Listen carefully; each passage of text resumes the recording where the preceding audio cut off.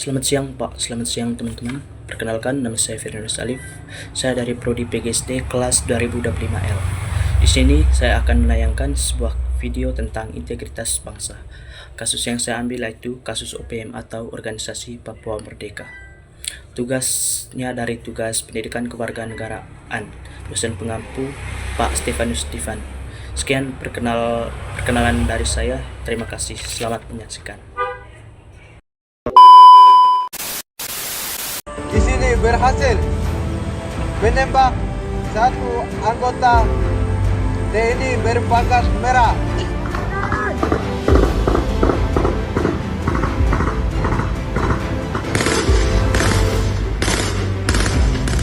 Dampak kerugian personil maupun material. Tentunya kau pulang dengan tugas berhasil dan selamat. Nah, selamat inilah yang menjadi kebanggaan sebagai keluarga. Di tanah yang seharusnya damai, suara tembakan kini jadi nyanyian harian.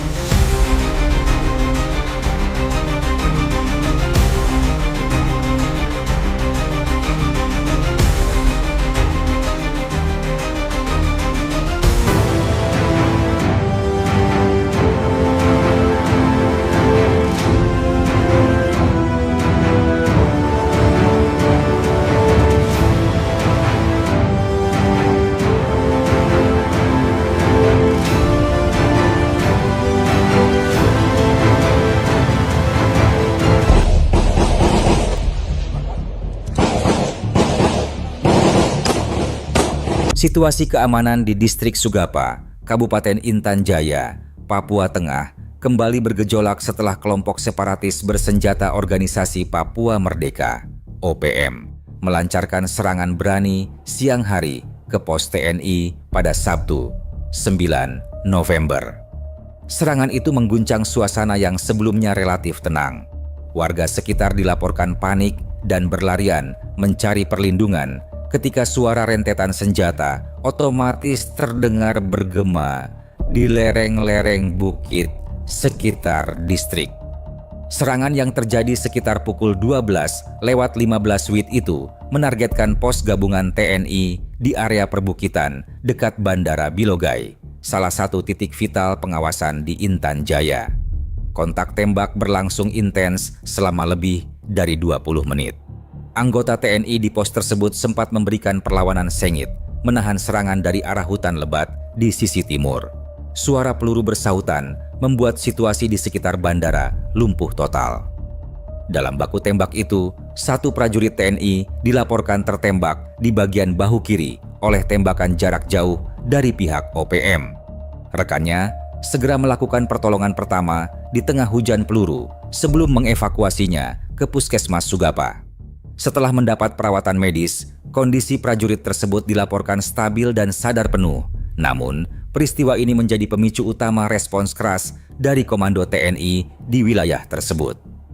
Berdasarkan keterangan sumber keamanan, serangan itu dilakukan oleh sekitar 25 anggota OPM bersenjata lengkap. Mereka menggunakan kombinasi senapan rakitan lokal dan M16 hasil rampasan dari bentrokan sebelumnya. Beberapa di antara mereka juga mengenakan pakaian loreng dan membawa amunisi dalam jumlah besar. Aksi itu menunjukkan tingkat koordinasi yang cukup tinggi, menandakan kelompok ini telah mempersiapkan serangan secara matang. Menyusul serangan mendadak itu, seluruh pos TNI dan Polri di Intan Jaya langsung meningkatkan status siaga penuh. Komunikasi radio antar pos diaktifkan dan pasukan tambahan segera digerakkan dari pos terdekat di Bilogai dan Hitadipa. Jalan utama menuju distrik Sugapa pun langsung ditutup sementara untuk mencegah pergerakan musuh. Komando gabungan di lapangan memastikan bahwa tidak ada ruang bagi OPM untuk melancarkan serangan kedua. Berdasarkan laporan intelijen lapangan, kelompok penyerang diketahui merupakan bagian dari faksi Tentara Pembebasan Nasional Papua Barat (TPNPB) yang dipimpin oleh Yotinus Wonda dan Arembai Kobogau. Faksi ini termasuk salah satu yang paling aktif di wilayah pegunungan tengah Papua. Mereka dikenal menggunakan taktik gerilya klasik, serang cepat lalu mundur ke hutan, memanfaatkan medan sulit yang menjadi keuntungan utama mereka. Kedua komandan lapangan itu sudah lama menjadi target operasi aparat keamanan karena aktivitas mereka di sekitar Sugapa dan Homeyo. Informasi yang diperoleh menunjukkan bahwa mereka telah lama merencanakan perebutan distrik Sugapa dari kendali aparat. Tujuan mereka adalah menjadikan wilayah itu sebagai basis operasi utama setelah sejumlah markas lain di Intan Jaya berhasil digempur TNI dalam beberapa bulan terakhir. Namun, rencana besar mereka berubah menjadi petaka sore harinya ketika pasukan gabungan TNI Polri melancarkan serangan balasan. Komando operasi tak membuang waktu. Dalam hitungan jam setelah serangan pertama, strategi kontra-gerilya diterapkan dengan kecepatan dan presisi tinggi. Tindakan itu bukan sekadar balasan, melainkan operasi penghancuran total untuk memastikan kekuatan OPM di wilayah itu lumpuh. Sekitar pukul 16 WIB, pasukan khusus TNI bersama unit Brimob dan Satgas Nanggala memulai operasi penyergapan kedua titik markas OPM yang telah diidentifikasi melalui citra udara. Lokasi markas tersebut berada di area hutan Mamba dan Kandiboga, dua kawasan berbukit yang dikenal sulit diakses. Pasukan bergerak dalam formasi terpisah, mengepung dari arah utara dan barat dengan dukungan komunikasi satelit. Serangan pembuka dimulai dengan tembakan sniper dari jarak hampir 1 km.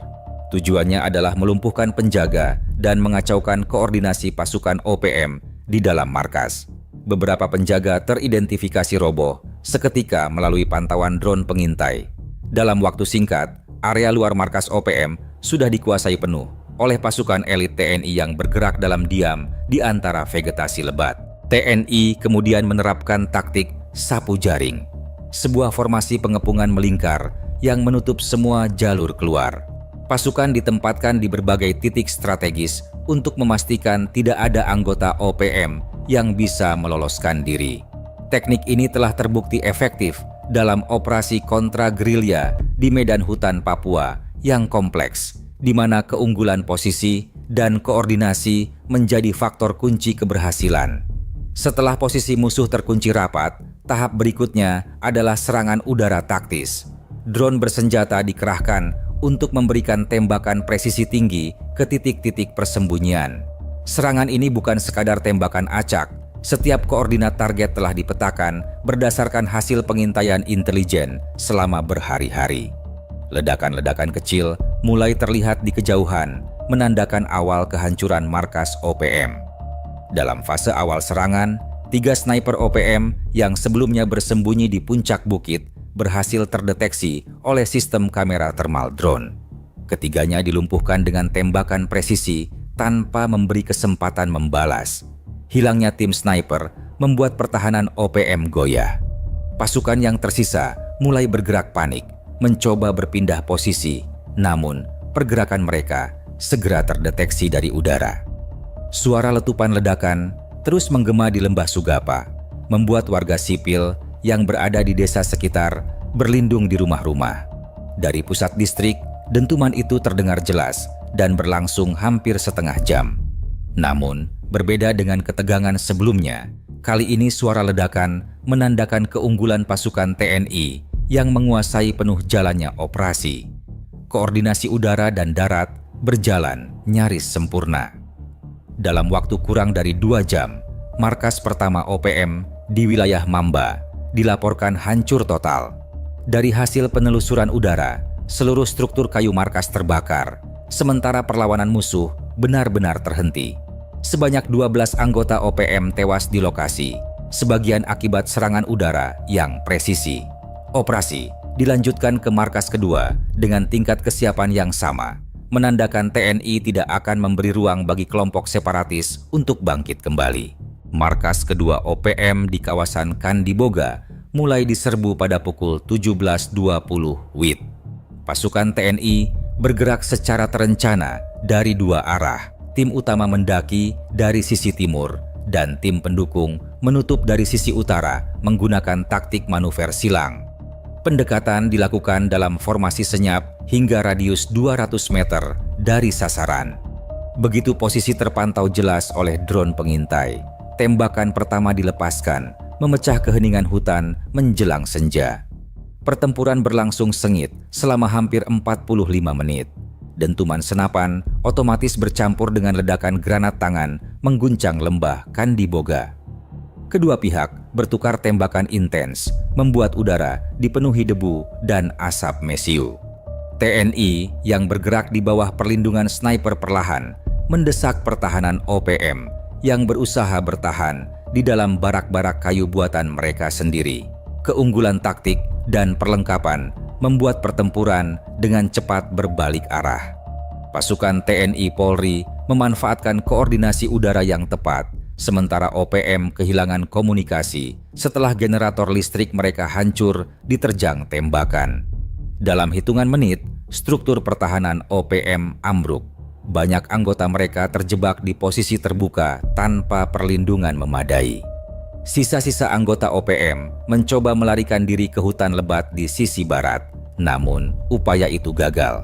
Regu penutup TNI yang sudah disiagakan sebelumnya langsung menutup jalur pelarian.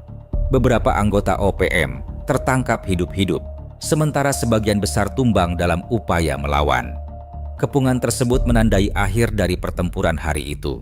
Berdasarkan laporan resmi, total 20 anggota OPM tewas dalam 2 lokasi pertempuran di Mamba dan Kandiboga. Sebagian besar jenazah ditemukan berserakan di sekitar barak dan parit pertahanan. Pasukan TNI Polri kemudian melakukan identifikasi dengan hati-hati untuk memastikan status masing-masing korban. Jumlah korban tersebut menjadi salah satu yang terbesar dalam operasi di Intan Jaya sepanjang tahun ini. Salah satu korban tewas diketahui adalah Arembai Kobogau, salah satu dari 2 komandan OPM yang menguasai wilayah Sugapa. Ia dilaporkan tertembak di dada saat mencoba memimpin serangan balik terhadap pasukan TNI di Kandiboga. Kematian Arembai menandai pukulan besar bagi jaringan komando OPM di Intan Jaya yang selama ini beroperasi di bawah struktur kepemimpinannya. Sementara itu, komandan lainnya, Yotinus Wonda, diduga berhasil melarikan diri bersama beberapa orang pengikutnya menuju arah distrik Homeyo.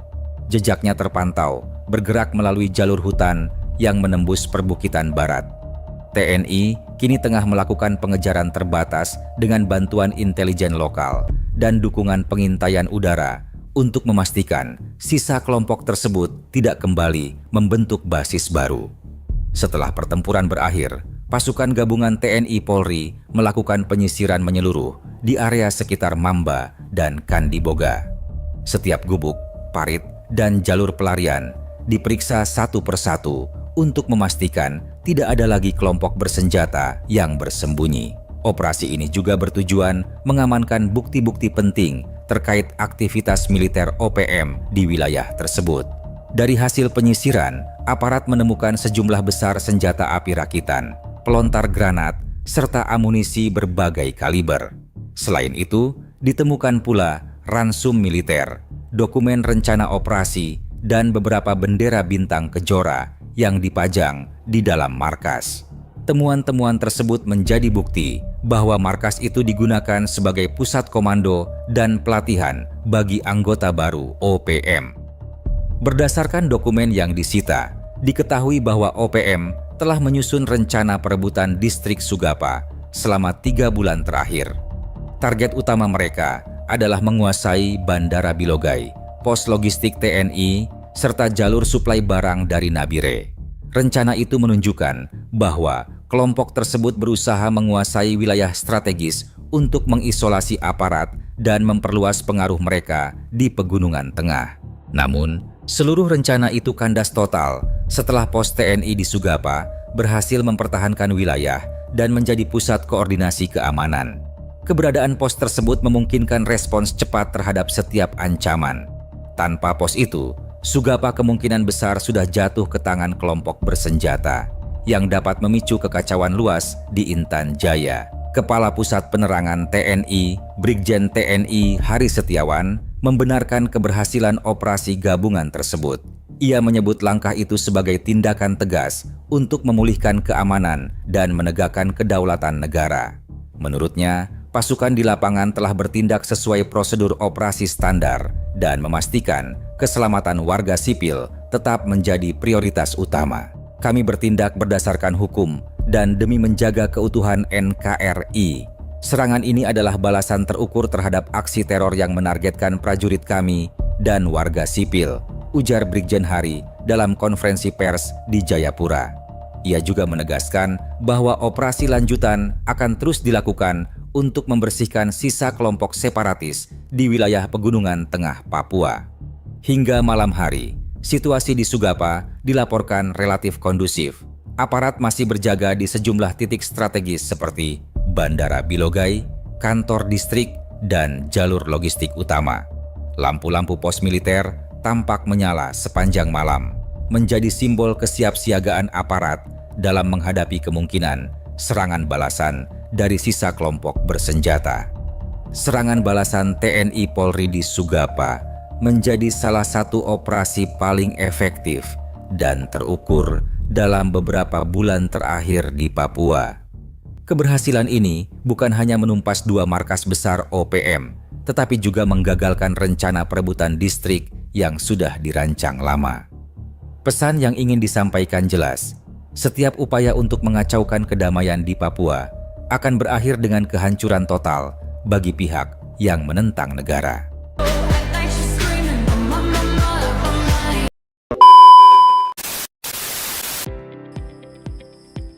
Oke baik, di sini saya akan menganalisis kasus OPM Papua dalam perspektif konstitusi dan demokrasi Indonesia. Abstrak, analisis kasus penyerangan pos Tentara Nasional Indonesia atau TNI oleh kelompok bersenjata Organisasi Papua Merdeka di Intan Jaya, Papua menunjukkan bahwa konflik keamanan di wilayah tersebut memiliki implikasi serius terhadap keutuhan negara Kesatuan Republik Indonesia atau NKRI dan stabilitas nasional. Peristiwa ini dapat dipahami sebagai tantangan nyata terhadap prinsip negara hukum dan kedaulatan negara sebagaimana diamankan dalam Undang-Undang Dasar Negara Republik Indonesia tahun 1945 yang menegaskan bahwa seluruh tindakan yang mengancam keamanan dan ketertiban umum harus ditangani melalui penegakan hukum yang tegas dan berkeadilan.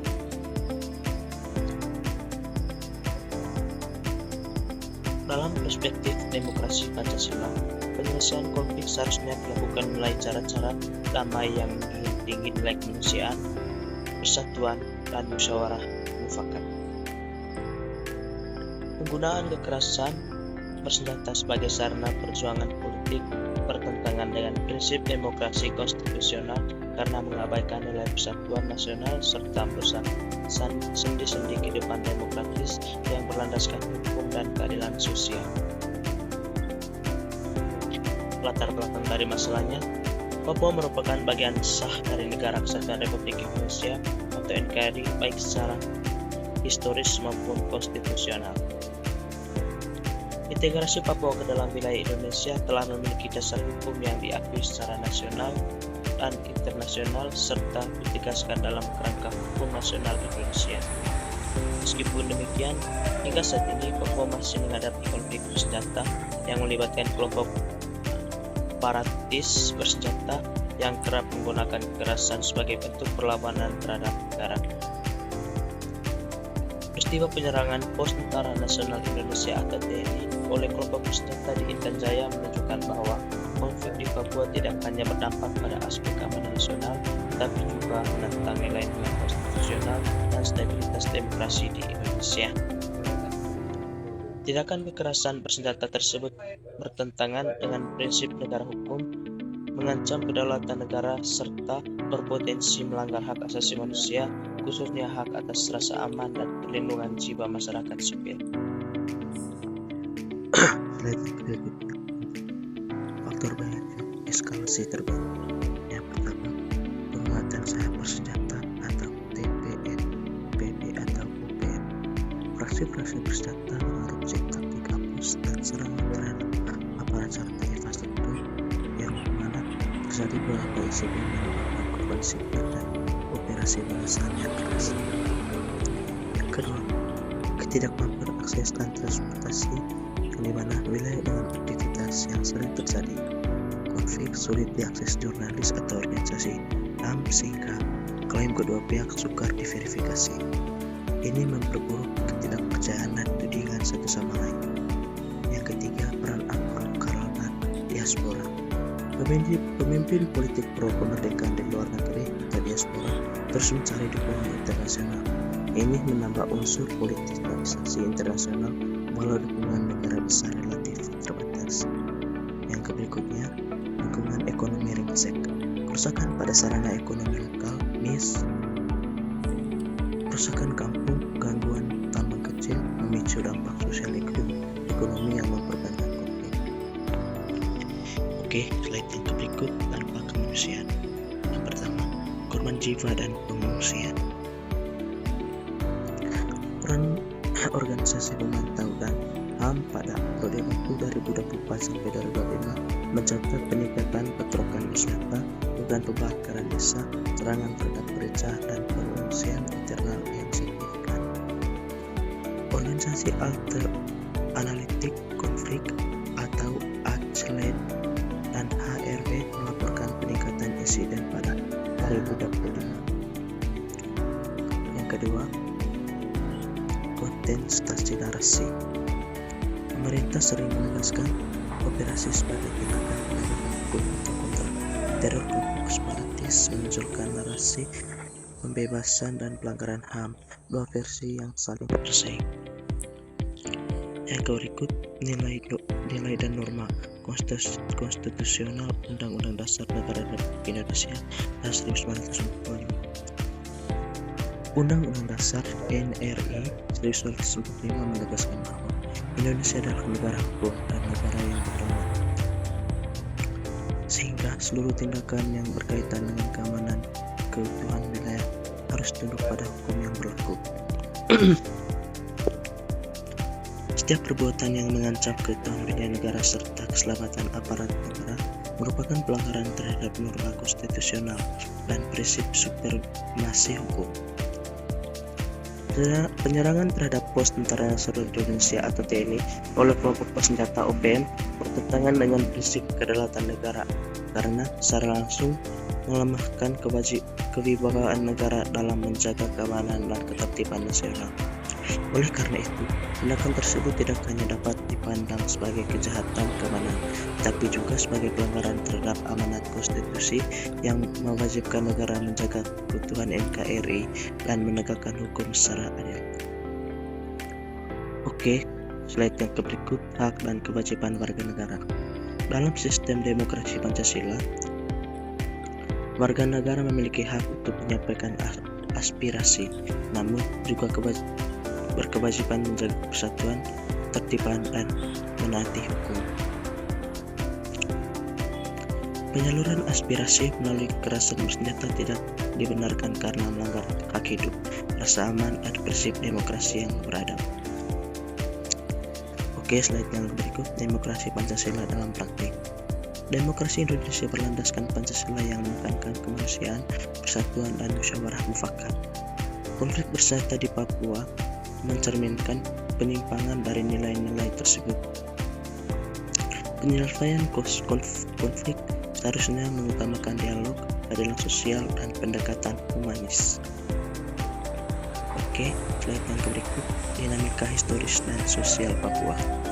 Konflik Papua tidak terlepas dari faktor historis, sosial, politik, dan kultural. Ketimpangan pembangunan dan persoalan identitas sering menjadi latar belakang konflik. Namun, negara tetap berkewajiban melindungi masyarakat sipil dan menegakkan hukum secara adil sesuai konstitusi. Oke, di slide yang berikut tentang urgensi pertahanan dan bela negara. Pasal 27 ayat 3 Undang-Undang Dasar Negara Republik Indonesia 1945 menyatakan bahwa setiap warga negara berhak dan wajib ikut serta dalam upaya pembelaan negara. TNI menjalankan peran konstitusional dalam menjaga kedaulatan dan keamanan negara. Serangan terhadap TNI merupakan ancaman serius terhadap sistem pertahanan nasional. Pertahanan dan bela negara menjadi sangat mendesak karena Indonesia masih menghadapi ancaman nyata terhadap kedaulatan wilayah, khususnya di daerah rawan konflik. Ancaman ini tidak selalu datang dari negara lain, tetapi juga dari kelompok bersenjata, separatis, dan gerakan anti negara yang menolak legitimasi NKRI. Masalah OPM merupakan persoalan kompleks dan multidimensional yang tidak dapat dipahami semata-mata sebagai konflik keamanan bersenjata. OPM muncul dan berkembang akibat akumulasi berbagai faktor, seperti ketidakpuasan terhadap pemerintah pusat, kesenjangan pembangunan, trauma sejarah, serta pemanfaatan isu identitas dan oleh kelompok tertentu untuk membenarkan tuntutan separatisme. Namun demikian, secara konstitusional dan hukum, OPM merupakan gerakan separatis yang bertentangan dengan prinsip Negara Kesatuan Republik Indonesia atau NKRI. Tindakan OPM yang menggunakan kekerasan, intimidasi, dan serangan bersenjata terhadap aparat maupun masyarakat sipil tidak dapat dibenarkan. Oke, di slide yang berikutnya kesimpulan. Kasus penyerangan OPM di Papua bertentangan dengan nilai konstitusional dan demokrasi Pancasila.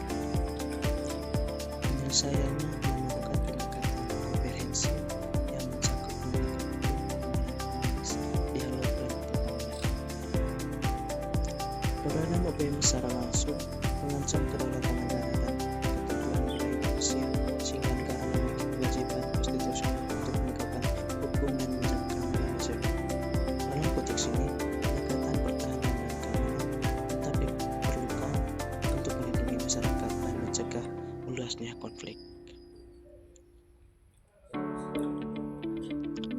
Kasus OPM merupakan persoalan kompleks yang tidak hanya berkaitan dengan keamanan, tetapi juga menyangkut aspek sejarah, politik, sosial, ekonomi, dan pembangunan di Papua. OPM muncul sebagai gerakan separatis yang menolak integrasi Papua ke dalam Negara Kesatuan Republik Indonesia atau NKRI dan berupaya memisahkan diri melalui cara-cara bersenjata maupun propaganda politik. Dalam perjalanannya, aktivitas OPM telah menimbulkan gangguan keamanan, korban jiwa, serta menghambat stabilitas dan proses pembangunan di wilayah Papua. Pemerintah Indonesia memandang OPM sebagai ancaman terhadap kedaulatan negara, sehingga langkah penanganannya dilakukan melalui pendekatan pertahanan dan keamanan untuk menjaga keutuhan wilayah negara. Namun, penggunaan pendekatan militer semata tidak cukup untuk menyelesaikan akar permasalahan. Faktor ketimpangan pembangunan, keterbatasan akses pendidikan dan kesehatan, kemiskinan, serta rasa ketidakadilan sosial turut memperkuat konflik yang terjadi dan dimanfaatkan oleh OPM